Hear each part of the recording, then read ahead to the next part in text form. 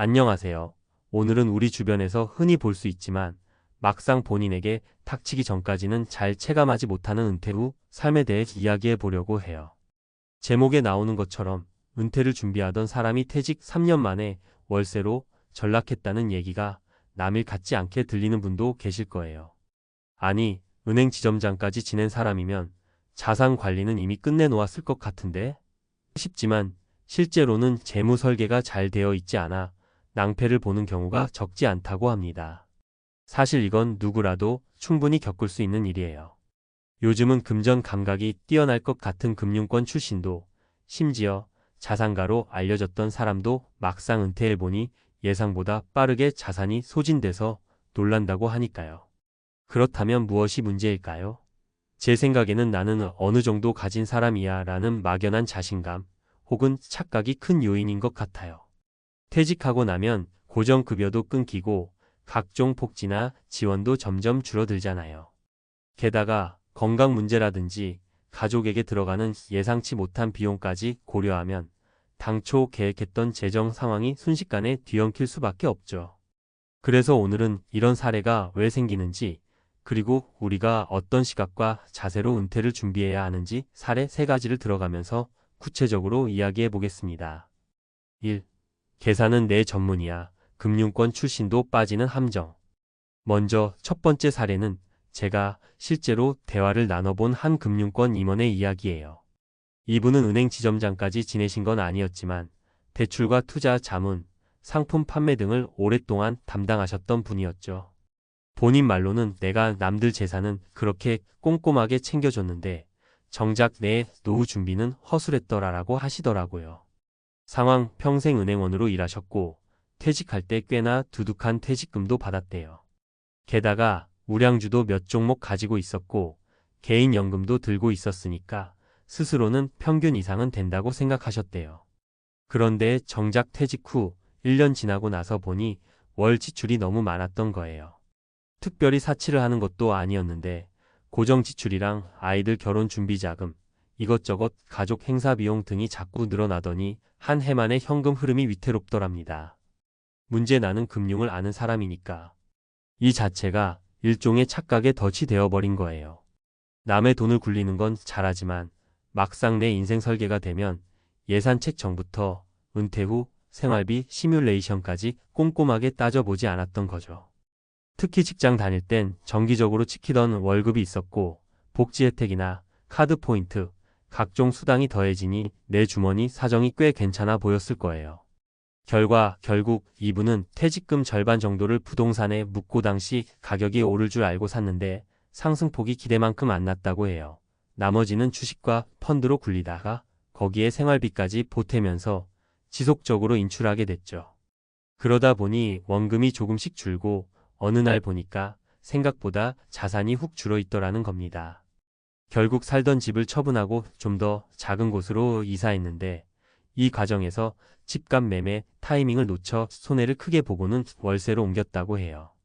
이 이야기를 듣고 제가 느낀 건 내가 아는 분야다라는 자신감이 때로는 위험하다는 거예요. 퇴직금이라는 목돈과 은퇴 후 생활에 대한 장기 계획은 완전히 다른 차원의 문제니까요. 은퇴 준비는 결국 부족함을 미리 전제로 하는 것이라고 생각해야 해요. 부족해도 최대한 버틸 수 있는 구조를 만들어두는 게 핵심이라는 얘기죠. 2. 난 월 200이면 충분할 줄 알았어. 지출 예측의 함정. 두 번째 사례는 제가 예전에 강연을 갔을 때 질문하셨던 50대 후반의 주부님 이야기인데요. 이분 부부가 퇴직 자금과 개인연금 그리고 소소한 부동산 임대 수익이 좀 있대요. 그런데 문제는 한 달 생활비로 한 200이면 충분하겠지라고 생각했는데 현실은 전혀 아니었다는 거예요. 상황 남편분이 공기업에서 나름 높은 직급까지 올라가셨고 부부가 맞벌이를 하면서도 아이가 둘 다 대학에 들어가고 나서는 직장 생활을 정리하셨대요. 이미 아이들은 독립했고 큰돈 들어갈 일도 없을 거라 생각해서 20만 300만 원 사이로 두 사람이 생활할 수 있다고 봤다고 합니다. 그런데 막상 남편이 퇴직하고 1년 정도 지나니 집안에 여기저기 손봐야 할 곳이 생기고 소규모 여행도 가고 사회활동도 이어나가다 보니 돈이 계속 셉니다. 문제 한 달에 200만 원이면 될 거라고 생각했는데 어디에 얼마나 쓰이는지 세세히 기록해보니까 식비나 공과금, 통신비 같은 기본 고정 지출만 해도 생각보다 큰 거예요.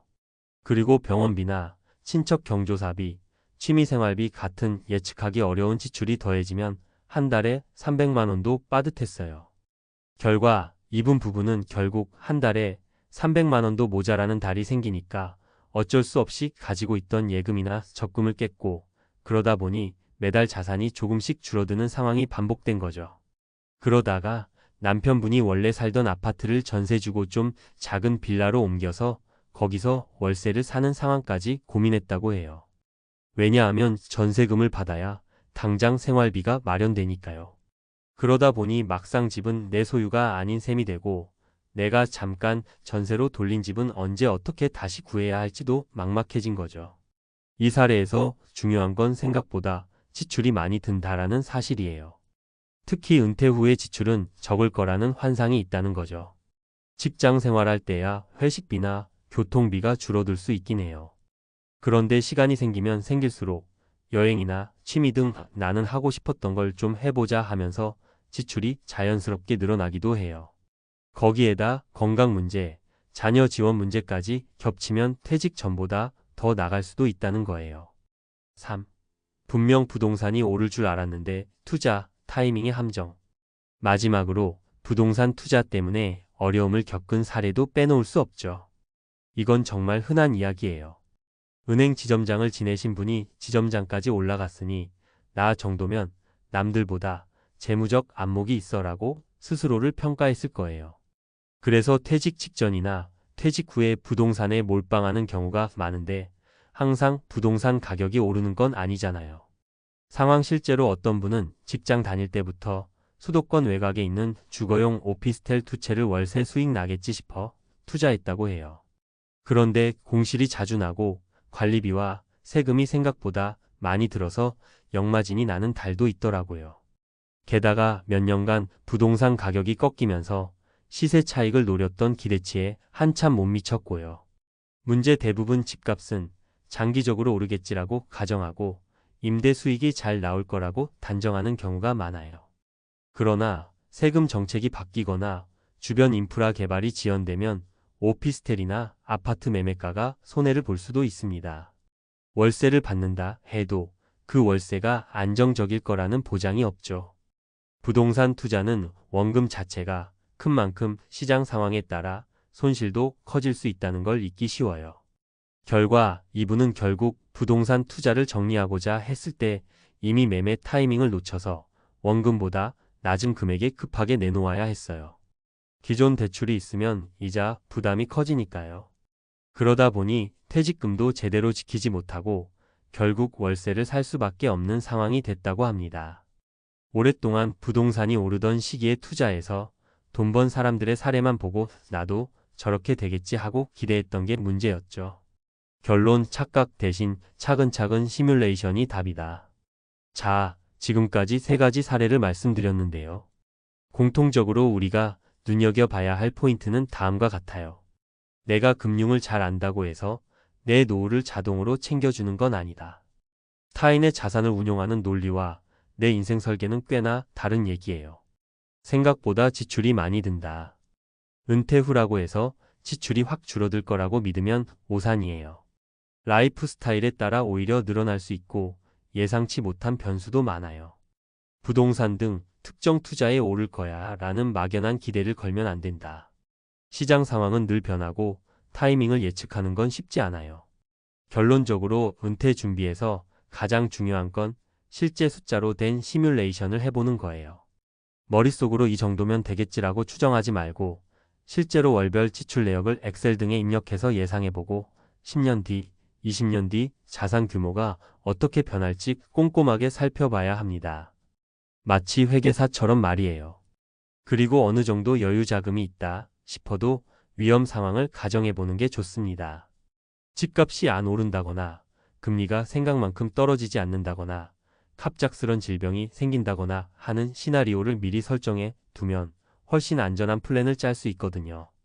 저는 이렇게 말하고 싶어요. 은퇴는 내가 가진 것을 활용하는 게 아니라 내가 잃을 수도 있는 것을 가정하는 태도에서부터 시작된다. 어찌 보면 좀 부정적으로 들릴 수 있지만 오히려 이렇게 생각하는 게 내 돈을 지키는 가장 현실적인 방법이에요. 한꺼번에 큰 수익을 바라는 투자나 월 얼마면 괜찮겠지 하는 안일한 생각은 자칫 은퇴 생활을 망쳐 놓을 수 있습니다. 오늘 사례로 말씀드린 분들도 퇴직 전엔 누구나 나는 망하지 않을 거야. 나는 어느 정도 자산이 있으니까 하셨대요. 하지만 몇 년 사이에 극적으로 상황이 바뀌었죠. 그런 변화는 나만 겪는 일이 아니고 우리 모두에게 닥칠 수 있어요.